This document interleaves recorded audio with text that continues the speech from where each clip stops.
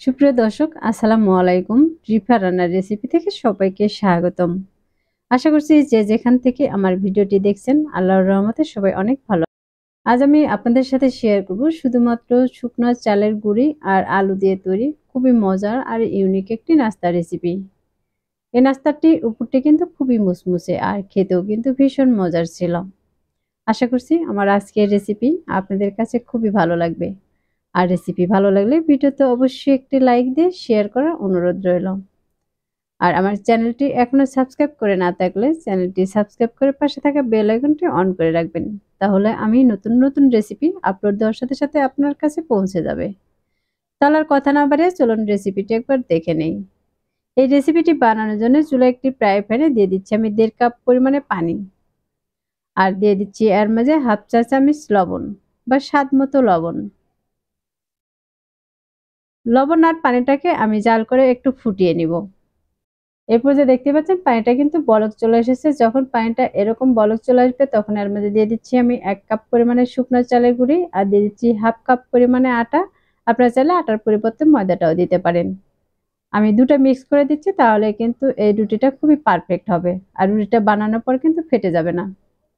এবার পানির সাথে নেড়েচেড়ে এই আটাটাকে আমি মিশিয়ে নিচ্ছি। আর এ পর্যায়ে কিন্তু চুলার আঁচটা একদম লো ফ্লেমে রেখে এগুলোকে মিশিয়ে নিতে হবে। চুলার আঁচটা যদি বাড়িয়ে মিশিয়ে না হয় তাহলে কিন্তু এগুলো নিচ থেকে লেগে যেতে পারে। আমার এগুলো মেশানো হয়ে গেছে, এখন ঢাকনা দিয়ে ঢেকে রেখে দিচ্ছি 5 মিনিটের জন্য। এবার 5 মিনিট পর আমি ঢাকনাটাকে উঠিয়ে নিচ্ছি। আমি এ পর্যায়ে কিন্তু চুলার আঁচটা বাড়িয়ে দিইনি, চুলার আঁচটা কিন্তু একদম কমানো আছে। এ পর্যায়ে চুলাটা কিন্তু আমি একদম অফ করে দিচ্ছি। আর কিছুটা পরিমাণে আটা হাতে নিয়ে এরকম করে গোল করে নিচ্ছি। এ পর্যায়ে দেখতে পাচ্ছেন হাতের সাথে কিন্তু কোনো রকম লেগে যাচ্ছে না। তাহলে বোঝা যাবে এই আটাটা কিন্তু খুব ভালোভাবে সিদ্ধ হয়ে গেছে। এখন এগুলোকে আমি চুলা থেকে নামিয়ে নিব।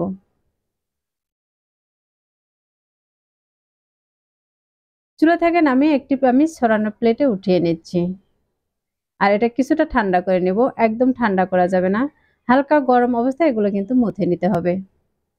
এ পর্যায়ে দেখতে পাচ্ছেন ডোটা কিন্তু একটু গরমই রয়েছে, আমি হাত দিয়ে ভালোভাবে মথে নিচ্ছি। ডোটা মথানো যত ভালো হবে রুটিটা কিন্তু ততটাই ভালো হবে। আমি প্রায় 1 থেকে 2 মিনিটের মতো এই ডোটাকে মাখিয়ে নিচ্ছি। আর মাখিয়ে দেখতে পাচ্ছেন খুব সুন্দর একটি ডো বানিয়ে নিয়েছি। এখন এখান থেকে কিছুটা ডো আমি হাতে নিয়ে নিচ্ছি। আর হাত দিয়ে চেপে চেপে একটু গোল করে নিচ্ছি। এখন এটাকে বোর্ডে নিয়ে নিচ্ছি। এবার বোর্ডে দিয়ে আমি আবারও ডোলে কিন্তু একটু রোলের মতো বানিয়ে নিচ্ছি। পরে আবারও কিন্তু এরকম করে ভাঁজ দিয়ে নিচ্ছি। এরকম করে বেশ কয়েকবার কিন্তু আমি ডলে নিচ্ছি। ডলে তারপর এটাকে আমি গোল করে নিচ্ছি। এটা গোল করে নেওয়া হয়ে গেছে। এখন এর উপরে আমি কিছুটা শুকনো আটা ছড়িয়ে দিচ্ছি। তাহলে এটা রুটি বেলার সময় কিন্তু বোর্ডের সাথে লেগে যাবে না। এবার একটি রুটি বেলনাতে এটাকে রুটি বেলে নেব। এই রুটিটা কিন্তু পাতলা বানাবো না, আবার খুব বেশি মোটাও বানাবো না। আমরা চালের রুটি যে বানাই তার সাথে একটু মোটা করব।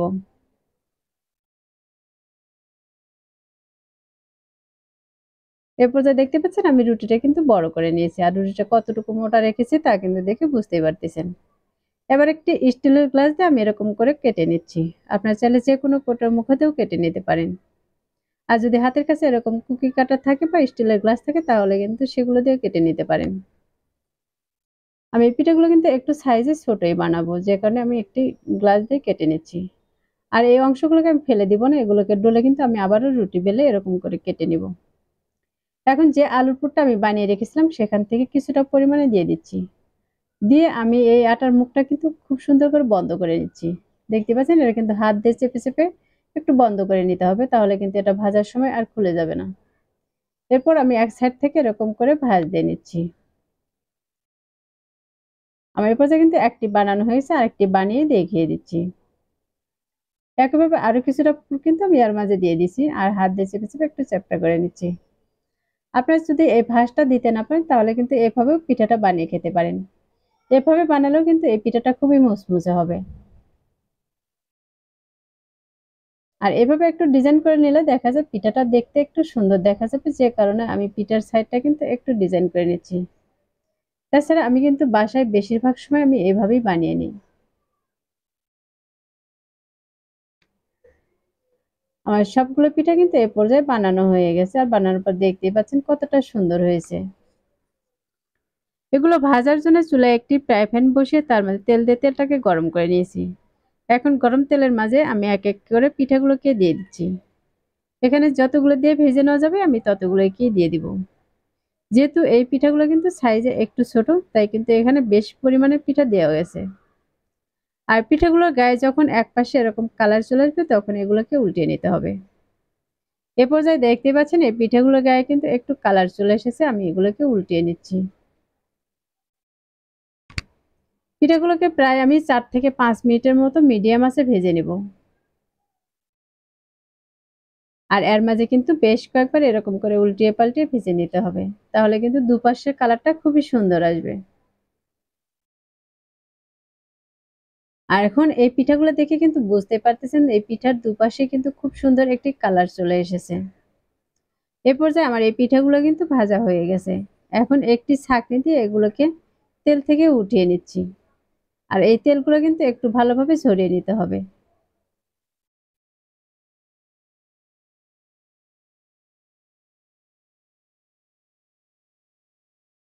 এখন এগুলোকে আমি একটি প্লেটে উঠিয়ে নিচ্ছি।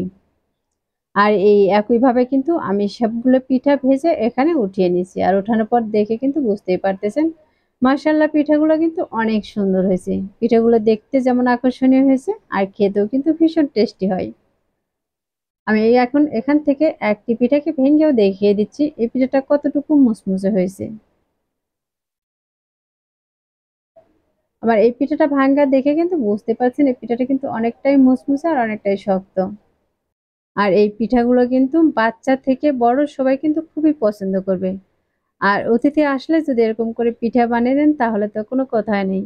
আপনার পিঠাগুলোর কিন্তু প্রশংসা করতে বাধ্য হবে। এতটাই মজার হয় এই পিঠাগুলো। আশা করছি প্রতিদিনের মতো আমার আজকের এই পিঠার রেসিপিটি আপনাদের কাছে খুবই ভালো লেগেছে আর সহজে লেগেছে। আমার আজকের রেসিপিটি যদি আপনাদের কাছে ভালো লেগে থাকে তাহলে অবশ্যই ভিডিওতে একটি লাইক দিয়ে শেয়ার করার অনুরোধ রইল। আর রেসিপিটি বাসায় অবশ্যই একবার ট্রাই করবেন। আর আপনাদের পিঠার রেসিপিটি কেমন হয়েছে তা আমাকে কমেন্টে লিখে জানাবেন। আমার চ্যানেলটি এখনো সাবস্ক্রাইব করে না থাকলে চ্যানেলটি সাবস্ক্রাইব করার অনুরোধ রইল। আর যারা চ্যানেলটি সাবস্ক্রাইব করেছেন তাদেরকে অসংখ্য ধন্যবাদ। কথা হবে এরকম সহজ আর মজার মজার রেসিপি নিয়ে।